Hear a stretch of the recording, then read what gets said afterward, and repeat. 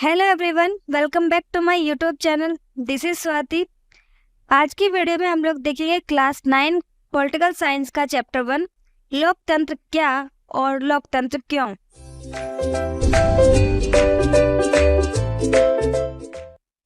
तो सबसे पहले हम बात करते हैं डेफिनेशन ऑफ डेमोक्रेसी, लोकतंत्र की परिभाषा की। तो सिंपल सी इसकी डेफिनेशन है, लोगों का शासन लोगों के द्वारा लोगों के लिए, यही हमारा लोकतंत्र होता है। मतलब शासन का वह रूप जिसमें शासकों का चुनाव जनता करती है, लोकतंत्र कहलाता है। लोकतंत्र हमेशा निष्पक्ष और स्वतंत्र चुनावों पर आधारित होता है और लोकतंत्र में हर वयस्क नागरिक को वोट देने का अधिकार होता है। हर वयस्क नागरिक यानी कि 18 साल से ऊपर का हर व्यक्ति वोट डालकर अपने शासक का चुनाव करता है। फिर चाहे वो किसी भी धर्म, जाति या फिर अमीर गरीब कोई भी हो, उससे कोई फर्क नहीं पड़ता।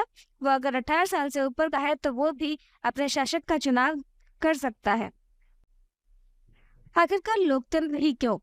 किसी भी देश को लोकतंत्र आखिरकार चाहिए क्यों? उसके अलावा और कोई शासन प्रणाली क्यों नहीं? इस सवाल का जवाब अगर हमें चाहिए तो उसके लिए हमें लोकतंत्र की कुछ मुख्य विशेषताओं को देखना होगा। लोकतंत्र की मुख्य विशेषताओं में से सबसे पहले विशेषता आती है कि जो देश के प्रमुख फैसले होते हैं, उन फैसलों को लेने का अधिकार देश के निर्वाचित नेताओं के हाथ में होना चाहिए। इसको अच्छे से समझने के लिए हम लोग दो उदाहरण देख सकते हैं। जो पहला उदाहरण है वो है पाकिस्तान का और जो दूसरा उदाहरण है वो है पोलैंड का। पाकिस्तान में 1999 के तख्तापलट के बाद जो जनरल परवेज मुशर्रफ था वो पाकिस्तान का मुखिया बन गया और बाद में उसने खुद को राष्ट्रपति घोषित कर दिया और संविधान में वो सारे इम्पोर्टेंट बदलाव कर दिए जिससे फैसले लेने के जो अधिकार थे वो एक ऐसी परिषद के पास आ गए जो खुद सेना के दबाव में थी और चुने हुए जितने भी प्रतिनिधि थे उनको फैसले लेने की कोई भी आजादी नहीं थी। सेम ऐसा ही पोलैंड का भी एक उदाहरण है। पोलैंड में कम्युनिस्ट शासन था और कम्युनिस्ट शासन के दौरान जितने भी देश के इम्पोर्टेंट फैसले थे उन सबको सोवियत रूस द्वारा लिया जाता था, ना कि पोलैंड की सरकार के द्वारा। इसलिए लोकतंत्र में सारे प्रमुख फैसले जो लेने की शक्ति होती है वो लोगों द्वारा चुने गए प्रतिनिधि के पास ही होनी चाहिए।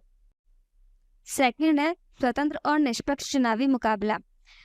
इसको भी हम दो उदाहरण की सहायता से समझ सकते हैं। सबसे पहला है चीन और दूसरा है मैक्सिको। चीन की संसद के लिए हर 5 साल बाद नियमित रूप से चुनाव होते हैं जिसे राष्ट्रीय जनसंसद कहते हैं। चुनाव लड़ने से पहले अगर कोई उम्मीदवार खड़ा हो रहा है तो उसको पहले कम्युनिस्ट पार्टी से मंजूरी लेनी पड़ती है और फिर भी जो है सरकार कम्युनिस्ट पार्टी की ही बनती है।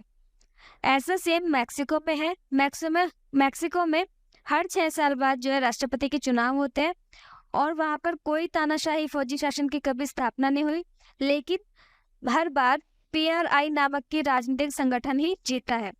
वहां विपक्षी दल थे लेकिन चुनाव वहां पर जो था उनका कंट्रोल पूरा वो इसी पार्टी के कंट्रोल में था। यहाँ तक कि वहां के विद्यार्थियों को कहा जाता था कि वह अपने पेरेंट्स से कहे कि केवल PRI के लिए वोट करे। मीडिया, सरकारी मशीनरी, सरकारी कर्मचारी और सभी लोग वहां पर केवल PRI के लिए ही काम करते थे। इसलिए कहते हैं कि केवल चुनाव करवा देना ही काफी नहीं है, चुनाव जो है स्वतंत्र और निष्पक्ष भी होने चाहिए। तीसरा है एक व्यक्ति एक वोट एक मूल। इसका क्या मतलब है? तो वर्ल्ड के ज्यादातर जो लोकतांत्रिक देश है वहां पर सार्वभौमिक वयस्क मताधिकार के सिद्धांत को अपना लिया गया है। सार्वभौमिक वयस्क मताधिकार का सिद्धांत होता क्या है? ये वो अधिकार होता है जिसमें सभी 18 साल से ऊपर के नागरिकों को वोट डालने का समान अधिकार होता है, यानी कि उन सभी के वोटों का समान महत्व होता है, समान वैल्यू होती है। उसके बावजूद भी आज के टाइम पे ऐसे काफी सारे देश है जहां पर लोगों को समान मतदान का अधिकार नहीं है।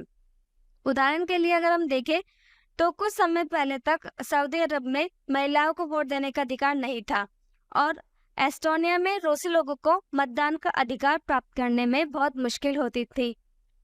फिजी में वहां के मूल निवासी और भारतीय लोगों के वोटों के जो वैल्यू में डिफरेंस है वो इस बात को दिखाता है कि कई लोकतांत्रिक देशों में भी नागरिकों को समान मताधिकार प्राप्त नहीं है। इसलिए लोकतंत्र में हर वयस्क नागरिक का एक वोट होना चाहिए और हर एक वोट का समान मूल्य होना चाहिए। नेक्स्ट है कानून का राज और अधिकारों का आदर।